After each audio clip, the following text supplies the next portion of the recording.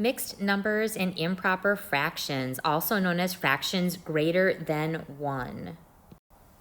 First, we'll start off with just visualizing what is a mixed number. A lot of kids get this confused in terms of remembering, but if we can just picture what it looks like, a mixed number is when we have a fraction and a whole number together.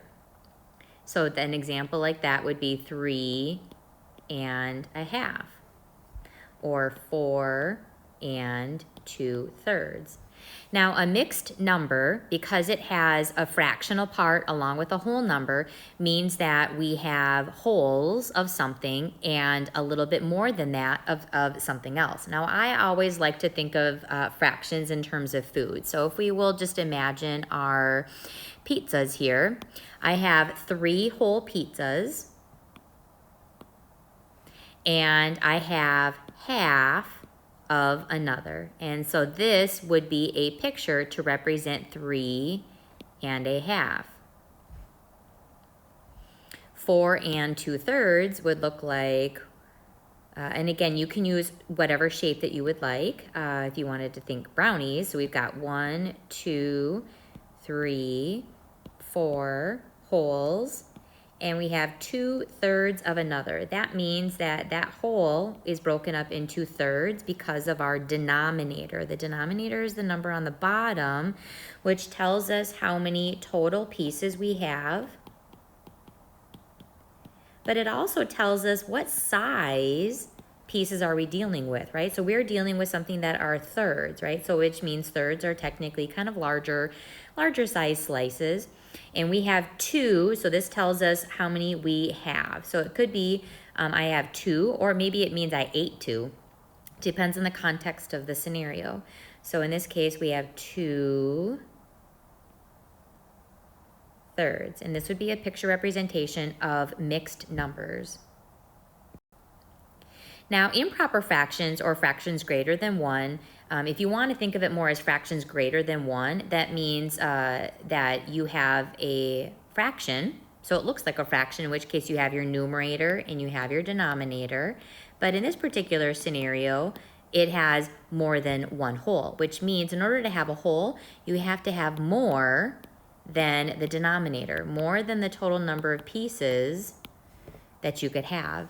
So, for example, if I had 9 pieces, but only 4 would make a whole, I have greater than 1. I have also, they call this an improper fraction, also because it doesn't look like a traditional fraction. It doesn't have a mixed number. It doesn't have a whole easily viewable.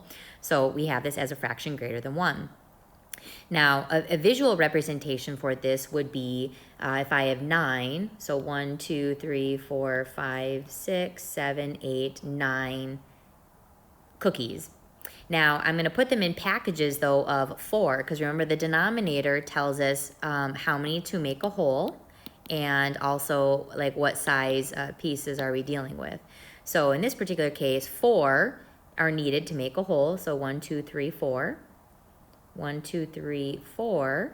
So I was able to make 2 wholes from that, and I had 1 left over. Now, when we're wanting to practice converting between improper fractions and mixed numbers, we want to be looking at, again, that visual, what does this look like? So say for, again, if I've got a improper fraction, or I've got a fraction that's greater than 1, which means it has a whole number in it. Let's say that I have 13/5. That means I have 13 of something, and I want to put them into groups, right, of 5. Only 5 would make a whole. So again, you can certainly draw a picture if you're at that stage. You would do 13 of something.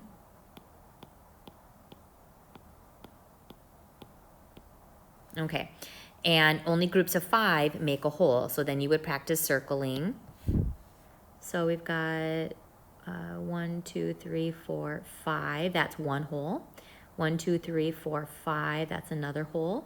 And you can see I have 3 left over, which means that from 13/5, I was able to make 2 whole groups, and I had 3 extra of the 5 that was needed for a whole. Now, to go from a fraction greater than 1 to a mixed number, it also is division because this special symbol here means divide. So technically, we could also do long division. We could do 13 divided by 5. 5 can't go into 1. 5 goes into 13 twice. That uses 10 pieces with 3 left over. You would think of this as remainder 3, which is what you learned in elementary school, but we can also recognize that this remainder or this leftover 3 also indicates that means I have 3 extra pieces out of the 5. 5 is your divisor. It told you how many groups you were breaking it into and how many you needed within each group. And so you have 3 out of the 5 left over. That's where you get also your fractional part there. You can also just think of it as, you can also count by 5s, right? If I have 13 pieces, how many groups of 5? Well, you'd have, if you wanted to think, we can write this a little differently here. We could do 13 pieces and how many groups of 5? So you could count, 5, 10, 15 would be too much, right? So it only goes in twice. That uses 10 pieces. You can see from 10 to 13 means that we have 3 extra pieces out of 5. So there's a variety of ways that you can be going from an improper fraction, greater than 1, to a mixed number. Now to go from a mixed number to a improper fraction, you would, so if we've got 3 and 3/4. Again, access that visual memory. This means I have 3 wholes. Each of these wholes happens to have 4 pieces because, again, that's what your denominator has. You have to keep going back to what do the parts of a fraction mean. The whole number, the larger number, is your wholes. The denominator tells you how many pieces were in each of those wholes. So that means within this whole, there were 4 pieces in each of these wholes. I have 3 groups of 4, and then I've got an extra 3, right? I don't have the full 4. I only have 3 in this particular group.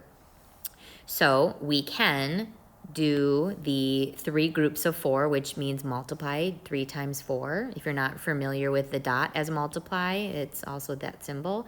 3 times 4 is 12 pieces, 4, 8, 12, plus the extra 3/4, which is 15 pieces. And again, 4 made a whole.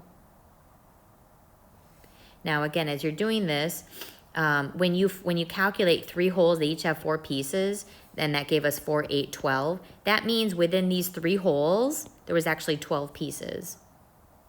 That just takes care of the 3 wholes alone. You have to remember to add the fractional part, the extra 3 pieces that you still have there. The denominator purely tells you how many are in a whole and what size pieces do you have.